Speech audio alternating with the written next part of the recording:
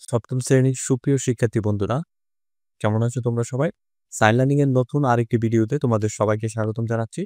আজকে আমরা সপ্তম শ্রেণীর যে গণিত বইটি রয়েছে, এই গণিত বইয়ের প্রথম অধ্যায়ের অনুশীলনী ১.২ এর প্রশ্ন নম্বর ১৫ থেকে প্রশ্ন নম্বর ১৯ পর্যন্ত যে অঙ্কগুলো রয়েছে, এই অঙ্কগুলো ধারাবাহিকভাবে সমাধান করার চেষ্টা করব।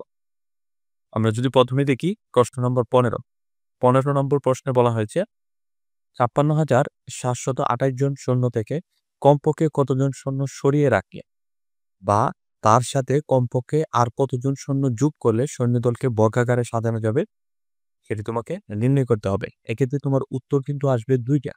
একটি হবে কমপক্ষে কতজন সৈন্য সরিয়ে রাখলে, আরেকটি হবে কতজন সৈন্য যোগ করলে। তাহলে বর্গাকারে বলতে আমি বুঝি অর্থাৎ প্রত্যেক সারিতে এবং কলামে সমান সংখ্যক সৈন্য থাকে। এই অঙ্কটা সমাধান করার জন্য আমাকে প্রথমে যে সৈন্য সংখ্যা দেওয়া আছে, এই সৈন্য সংখ্যাটির বর্গমূল নির্ণয় করতে হবে। তাহলে প্রথমে আমরা ভাগ প্রক্রিয়ার সাহায্যে বর্গমূল নির্ণয় করে নেই। আমি লিখলাম সমাধান দেওয়া আছে মোট সৈন্য সংখ্যা ছিল ৫৬,৭২৮ জন। তাহলে এটিকে যদি আমি ভাগ প্রক্রিয়ার সাহায্যে বর্গমূল নির্ণয় করি, প্রথমে আমি জোড়ায় জোড়ায় করে নিলাম ডান দিক থেকে। ২৮ একটি জোড়া, ৬৭ একটি জোড়া এবং ৫ কিন্তু জোড়াবিহীন। তারপর কাজ কি? তারপর কাজ হলো বাম দিক থেকে প্রথম যে সংখ্যাটি আছে সেটি হলো ৫। ৫ থেকে ছোট এবং এর কাছাকাছি পূর্ণবর্গ সংখ্যা রয়েছে সেটি কিন্তু ৪।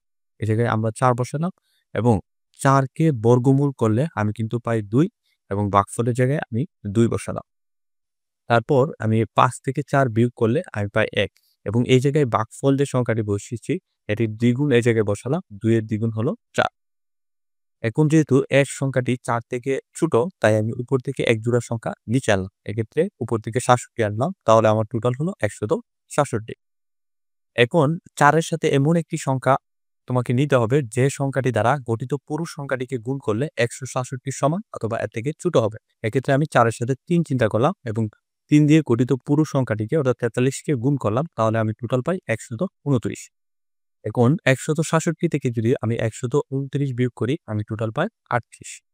তারপর আমি এই জায়গায় যেহেতু ৩ নিয়েছি, ভাগফলের জায়গায়ও ৩ বসিয়ে দিলাম। তারপর আমার কাজ হলো ভাগফলের জায়গায় রয়েছে টোটাল ২৩। তাহলে ২৩ এর দ্বিগুণ এই জায়গায় বসাতে হবে। ২৩ এর দ্বিগুণ হলো ৪৬। আমরা ৪৬ এই জায়গায় বসিয়ে নিলাম। তারপর ৩৮ সংখ্যাটি যেহেতু ৪৬ সংখ্যাটি থেকে ছোট, তাই আমরা উপর থেকে আরেক জোড়া সংখ্যা নিচে আনলাম। এক্ষেত্রে ২৮ নিচে আনলাম। তাহলে আমার টোটাল হলো ৩,৮২৮। এখন আমি ৪৬ এর সাথে এমন একটি সংখ্যা কল্পনা করতে হবে যাতে গঠিত এই পুরো সংখ্যাটিকে ওই সংখ্যা দ্বারা গুণ করলে ৩,৮২৮ এর সমান অথবা এর থেকে ছোট হবে। এখন আমি ৪৬ এর সাথে ৮ চিন্তা করলাম। আমার হলো টোটাল ৪৬৮ এবং এই সংখ্যাটিকে যদি আমি ৮ দ্বারা গুণ করি তাহলে আমি টোটাল পাই ৩,৭৪৪। এখন ৩,৮২৮ এই সংখ্যাটি থেকে ৩,৭৪৪ বিয়োগ করলে আমি টোটাল পাই ৮৪ এবং এই জায়গায় যেহেতু ৮ নিয়েছি আমি ভাগফলের জায়গায়ও ৮ বসিয়ে দিলাম। এরপর কিন্তু আর বার করা যায় না, কারণ উপরে আর কোনো জোড়া সংখ্যা বাকি নেই। এরপরে যদি তুমি বর্গমূল নির্ণয় করতে চাও তাহলে কিন্তু দশমিক চলে আসবে। এরপর আর আমার বর্গমূল নির্ণয় করার দরকার নেই। এক্ষেত্রে ভাগফল এসেছে ২৩৮ এবং ভাগশেষ আসছে তোমার ৮৪। এখন আমি লিখতে পারি এখানে ৫৬,৭২৮ সংখ্যাটি কিন্তু পূর্ণবর্গ নয়, কারণ সংখ্যাটির ভাগশেষ শূন্য আসেনি। যেহেতু ভাগশেষ শূন্য আসেনি তাই সংখ্যাটি পূর্ণবর্গ নয়। সংখ্যাটি থেকে ৮৪ বিয়োগ করলে সংখ্যাটি পূর্ণবর্গ হবে। অর্থাৎ ৫৬,৭২৮ এই সংখ্যাটি থেকে যদি তুমি ৮৪ বিয়োগ করো তাহলে সংখ্যাটি একটি পূর্ণবর্গ সংখ্যা হবে। এখন এক্ষেত্রে আমি চিন্তা করতে পারি এই সংখ্যাটি থেকে যদি আমি ৮৪ জন শূন্য সরিয়ে নেই তাহলে কিন্তু সংখ্যাটি একটি পূর্ণবর্গ সংখ্যা হচ্ছে। যেহেতু পূর্ণবর্গ সংখ্যা হচ্ছে তাহলে কিন্তু সৈন্যদলকে তুমি বর্গাকারে সাজাতে পারবে। এই জায়গায় আমরা এই কথাটি লিখেছি, সুতরাং কমপক্ষে ৮৪ জন সৈন্য সরিয়ে রাখলে সৈন্যদলকে বর্গাকারে সাজানো যাবে।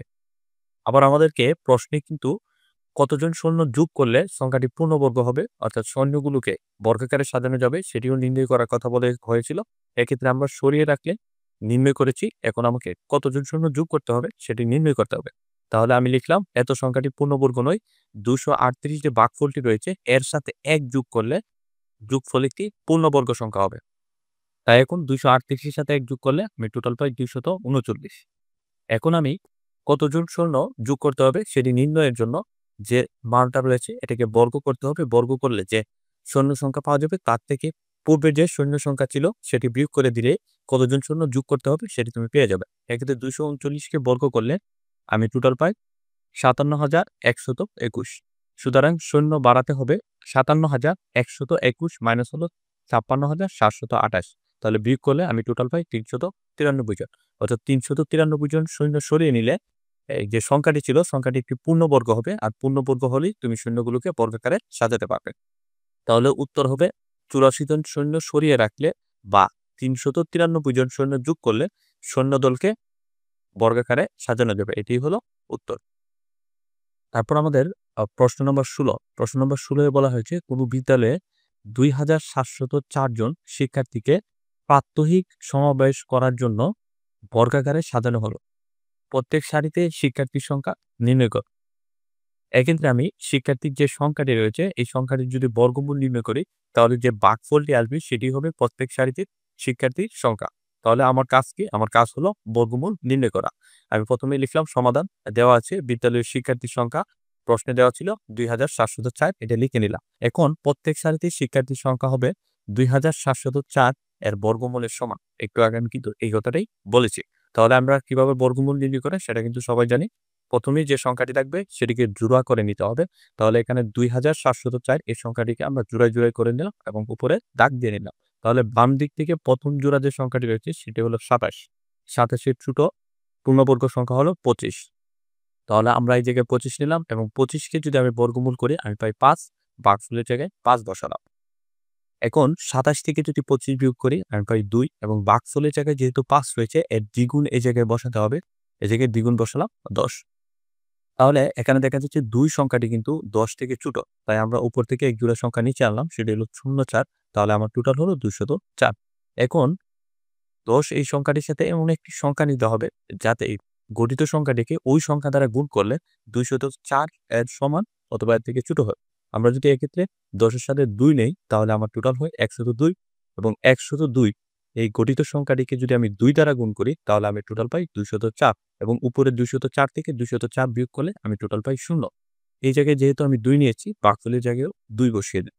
যেহেতু এই জায়গায় ভাগশেষ 0 আসছে সংখ্যাটি কিন্তু একটি পূর্ণবর্গ সংখ্যা এবং এই জায়গায় ভাগফল আসছে 52 জন, তাহলে আমি বলতে পারি উত্তর প্রত্যেক সারিতে শিক্ষার্থীর সংখ্যা হবে 52 জন।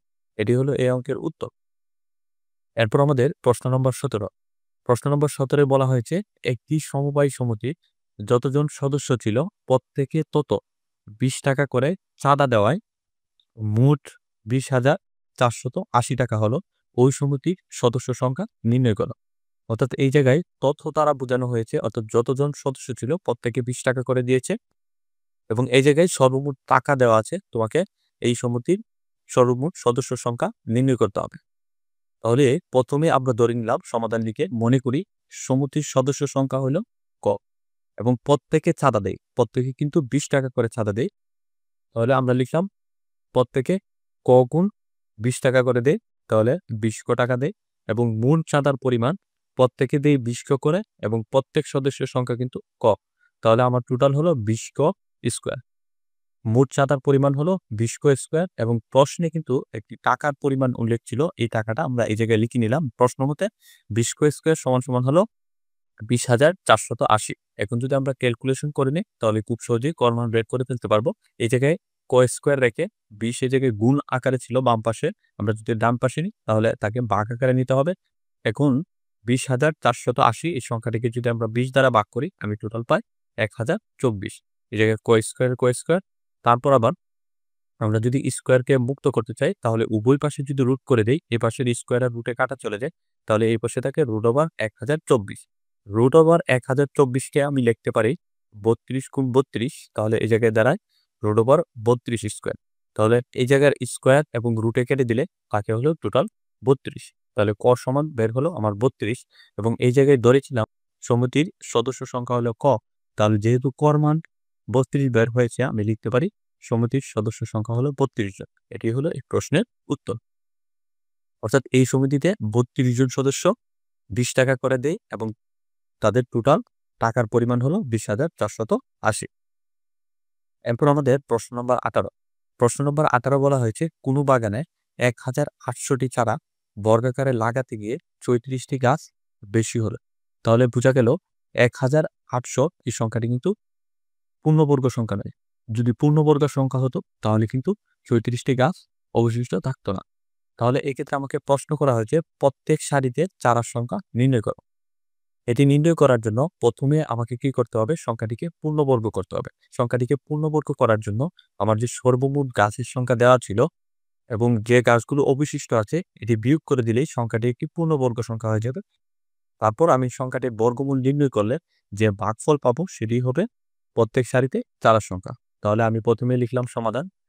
যেহেতু 36টি গাছ বেশি থাকে, সুতরাং প্রত্যেক সারিতে চারা গাছের সংখ্যা হবে 1800 মাইনাস হলো 36 বা 1464 এর বর্গমূলের সমান। একটু আগে আমি যে কথাটা বলেছিলাম এখানে এই লেখা আছে। এখন আমার কাজ হলো 1764 এই সংখ্যাটি বর্গমূল নির্ণয় করা। প্রথমে আমরা 1764 এই সংখ্যাটিকে জোড়া জোড়া করে নিলাম। 64 এক জোড়া এবং 17 এক জোড়া এবং উপরে দাগ টেনে দিলাম। তাহলে প্রথমে বাম দিক থেকে যে জোড়াটি রয়েছে সেটি হলো 17 এবং 17 থেকে ছোট যে পূর্ণবর্গ সংখ্যাটি রয়েছে সেটি হলো 16। তাই আমরা এই জায়গায় 16 লিখলাম এবং 16কে বর্গমূল করলে আমি পাই 4, ভাগফলের জায়গায় 4 লিখলাম। 17 থেকে 16 বিয়োগ করলে আমি পাই 1 এবং এই জায়গায় ভাগফলের জায়গায় যে 4 রয়েছে 4কে দ্বিগুণ করলে আমি টোটাল পাই 8 এবং এই জায়গায় আমরা 8 লিখলাম। এখন এক সংখ্যাটি যেহেতু 8 থেকে ছোট তাই আমি উপর থেকে এক জোড়া সংখ্যা নিচে আনলাম। তাহলে এক্ষেত্রে আমার টোটাল হলো 164। এখন আমাকে 8 এর সাথে এমন একটি সংখ্যা চিন্তা করতে হবে যাতে গঠিত সংখ্যাটিকে ওই সংখ্যা দ্বারা গুণ করলে এখানে 164 এর সমান অথবা ছোট হয়। এক্ষেত্রে আমি 8 এর সাথে 2 নিলাম, তাহলে আমার টোটাল হলো 82 এবং 82 সংখ্যাটিকে যদি আমি 2 দ্বারা গুণ করি তাহলে আমি টোটাল পাই 164 এবং উপরে 164 থেকে 164 বিয়োগ করলে আমি টোটাল পাই 0 এবং এই জায়গায় যেহেতু 2 নিয়েছি তাই আমি ভাগফলের জায়গায়ও 2 নিলাম এবং যেহেতু ভাগশেষ 0 বেরিয়েছে সংখ্যাটি কিন্তু একটি পূর্ণবর্গ সংখ্যা। তাহলে আমি এখন বলতে পারি উত্তর হবে প্রত্যেক সারিতে চারা গাছের সংখ্যা হলো 42টি। এরপর আমাদের সর্বশেষ যে প্রশ্নটি রয়েছে সেটি হলো প্রশ্ন নম্বর 19। প্রশ্ন নম্বর 19 এ বলা হয়েছে কোন ক্ষুদ্রতম পূর্ণবর্গ সংখ্যা 9, 15 এবং 25 দ্বারা বিভাজ্য এই সংখ্যাটি তোমাকে নির্ণয় করতে হবে।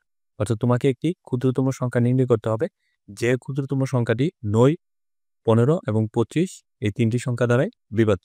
তাহলে যেহেতু ক্ষুদ্রতম সংখ্যা নির্ণয় করতে বলা হয়েছে তাই আমাকে লসাগু নির্ণয় করতে হবে। তাহলে আমি প্রথমে লিখলাম সমাধান। নির্ণয় ক্ষুদ্রতম সংখ্যা হবে 9, 15 এবং 25 এর লসাগু। তাহলে আমরা তিনটার লসাগু নির্ণয় করে নিলাম ইউক্লিডীয় পদ্ধতিতে। তাহলে প্রথম যে তিনটি সংখ্যা থাকে সেই সংখ্যাগুলো আমরা লিখে নিলাম। আমরা সবাই ইউক্লিডীয় পদ্ধতিতে লসাগু নির্ণয় করতে পারি। তাহলে 9, 15, 25 আমরা লিখে নিলাম। প্রথমে আমরা দেখব এটিকে 2 দ্বারা ভাগ করা যায় কিনা। যেহেতু 2 দ্বারা ভাগ করা যায় না তাই আমরা 3 দ্বারা দেখলাম। 3 দ্বারা যদি আমি ভাগ করি তাহলে কিন্তু সর্বনিম্ন 2টি সংখ্যা যায়। 9 কে যদি আমি 3 দ্বারা ভাগ করি আমি পাই 3, 15 কে 3 দ্বারা ভাগ করলে আমি পাই 5 এবং 25 কে কিন্তু 3 দ্বারা ভাগ করা যায় না তাই 25 এ 25 রয়ে গেল। তারপর যদি আমি 5 দ্বারা ভাগ করি তাহলে 5 দ্বারা 3 কে ভাগ করা যায় না, 3 এ 3 রয়ে গেল। 5 দ্বারা 5 কে ভাগ করলে আমি পাই 1 এবং 5 দ্বারা 25 কে ভাগ করলে আমি পাই 5। তারপর কিন্তু আর ভাগ করা যায় না কারণ সর্বনিম্ন 2টি সংখ্যা না গেলে ইউক্লিডীয় পদ্ধতিতে কিন্তু আর ভাগ করা যায় না। এখন আমি এই সংখ্যাগুলোকে ধারাবাহিকভাবে গুণ করে দিলেই লসাগু পেয়ে যাব। সুতরাং লসাগু 3 গুণ 5 গুণ 3 গুণ 5 টোটাল গুণ করলে আমি পাই টোটাল 225। এটাই হলো লসাগু এবং উত্তর হবে ক্ষুদ্রতম পূর্ণবর্গ সংখ্যাটি হলো 225। অর্থাৎ এক্ষেত্রে 225 এই যে সংখ্যাটি রয়েছে এই সংখ্যাটিকে যদি তুমি 9 দ্বারা ভাগ করো তাহলেও ভাগশেষ কিন্তু 0 আসবে। আবার যদি এই সংখ্যাটিকে তুমি 15 দ্বারা ভাগ করো তাহলেও ভাগশেষ 0 আসবে। আবার যদি তুমি এই সংখ্যাটিকে 25 দ্বারা ভাগ করো সংখ্যাটি ভাগশেষ কিন্তু 0 আসবে এবং এরই সাথে 225 কিন্তু একটি পূর্ণবর্গ সংখ্যা। 225 কে যদি তুমি বর্গমূল করো তাহলে তুমি কিন্তু পাবে 15। তাই 225 কিন্তু একটি পূর্ণবর্গ সংখ্যা। তাই উত্তর হবে ক্ষুদ্রতম পূর্ণবর্গ সংখ্যাটি হলো 225 এবং এই অঙ্কের মাধ্যমে আজকে আমাদের ভিডিও শেষ হলো। আমি আশা করি তুমি সবগুলো অঙ্ক ভালোভাবে বুঝতে পেরেছো। তাহলে আজকে এ পর্যন্তই। দেখা হবে নতুন কোনো ভিডিওতে নতুন কোনো ক্লাসে। এ পর্যন্ত সবাই ভালো থাকো, সুস্থ থাকো। আল্লাহ হাফেজ।